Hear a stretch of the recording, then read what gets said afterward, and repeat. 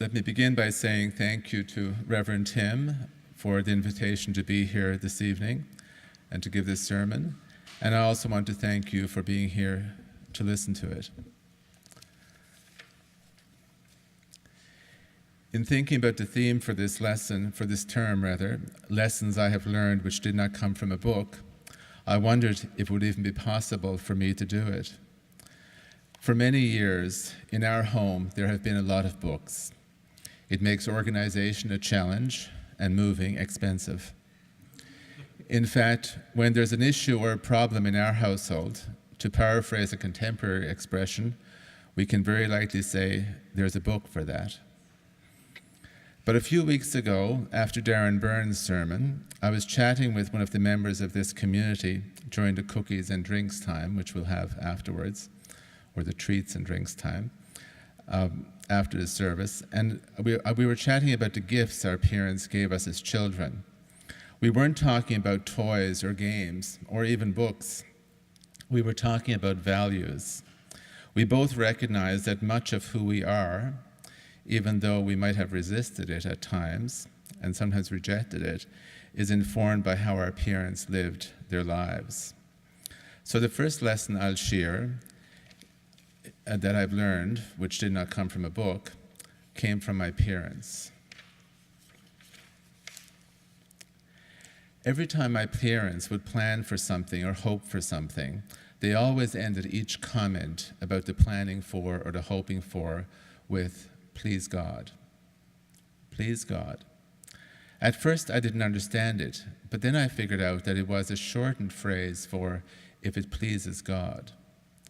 My parents were deferring what they were planning for or hoping for to God, to something greater than themselves, to something or someone outside their control. They would do their best, and they would express what they were planning for or hoping for, but they would defer to a greater wisdom, that it will turn out this way or that way or any way, if it pleases God. Now, my parents did not automatically defer to their neighbor, their boss, their children, or even to each other. I don't think they really cared much if it pleased someone else, although they certainly always tried to get along, but they were willing to defer to a greater wisdom, to God. Throughout my life, I've sometimes said, if it's in the stars, if it's the way the universe unfolds, if it's meant to be, if it's the will of my higher power or my higher self, although someone once told me not to say higher self because it had too much of my ego in it. Whatever way I say it, I think I'm echoing my parents' phrase, "Please God," for letting go of control over all of the events in my life and accepting responsibility for what I need to do, whether or not it happens or unfolds or is in the future or in the stars the way I plan for or hope for. So deference is a lesson I learned which did not come from a book. It came from my parents. So I have another story. When I was in elementary school, and I know it was elementary school because this took place in our first house, which burned down just after Christmas when I was in grade 8, I was doing my homework in our kitchen one night.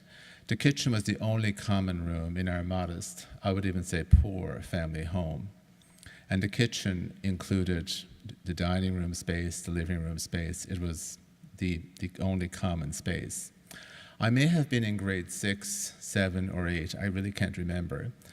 There was an election going on at the time, provincial or federal, I'm not sure which. And as is often the case in elections, one of the political candidates and another man, who must have been his campaign manager, I now realize, came to our home. They were welcomed in, and while I sat there with my textbook and notebook open on the table, they sat very close by and talked with, or rather to, my parents. My parents were people of few words, particularly in such situations. When it seemed like the very one-sided conversation was coming to a close, I looked up and said, "Can I ask a question?" A little chuckle followed, and then one of the men said, "Sure, you may ask a question." I said something to the effect of, "Well, most of the people who live here either fish or work in the fish plants, But you don't do either, and you don't even live here. So how can you speak for the people here when you don't really know our way of life? Either the candidate or the campaign manager moved over beside me and leaned in close. He said, "So what are you studying?" as he looked at and touched my textbook and moved it, aligning it more with his view.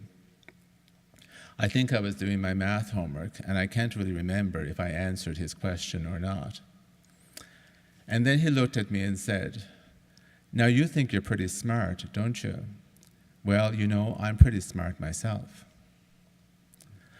I don't remember much of that evening after that moment, because that moment itself was so intense and has become a very intense memory for me. I rarely share this story because each time I share it, I can still feel his physical presence leaning in close to me. I still see his face, not so far at all from my face, his eyes looking into my eyes. I can still feel his breath moving the still air in our small kitchen. I would like to be able to say that I remember what I said afterwards, but not being fully truthful, in this setting in particular, seems not quite right. I do remember feeling, however, even though I likely didn't have the word for it, that he was trying to intimidate me, and that I didn't like what being intimidated felt like. I also know that I felt violated, even though I also likely did not have that word, and particularly violated because this was happening in front of my parents, who seemed unable to do anything, unable to defend me, unable to protect me, or perhaps were not as aware as I was of what was happening. I knew what was happening. I knew this man was teaching me a lesson. As I looked into his eyes, however, I realized that the lesson I was learning was not the one he was teaching me.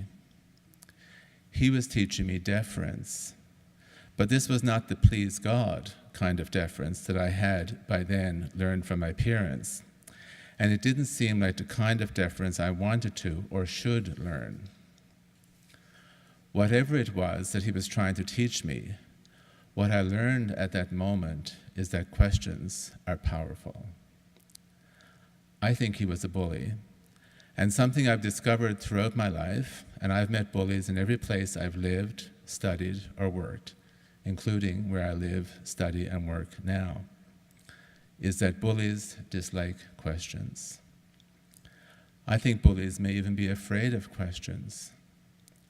Questions are powerful is a lesson I learned which did not come from a book, and what a powerful lesson for a young, poor kid to learn, even if the teacher was not really someone I desired to be a teacher.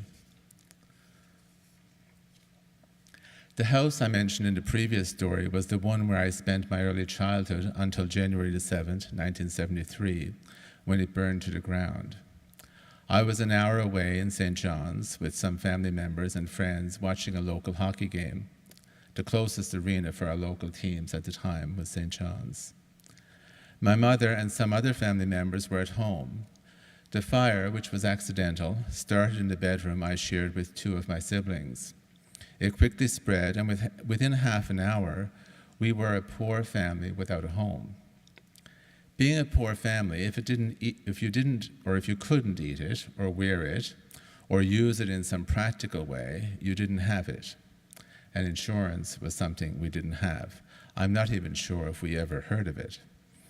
Everything except the clothes we were wearing and a few items, such as a record player, tossed from the house, was destroyed, including the recent Christmas gifts and the new tiled floor, the first significant upgrade I remember in our home. For a week or two, we were living in different places until my parents rented a house in the community. During the weeks which followed the fire, people gave us clothing, food, kitchen items, toys, books, many, many things.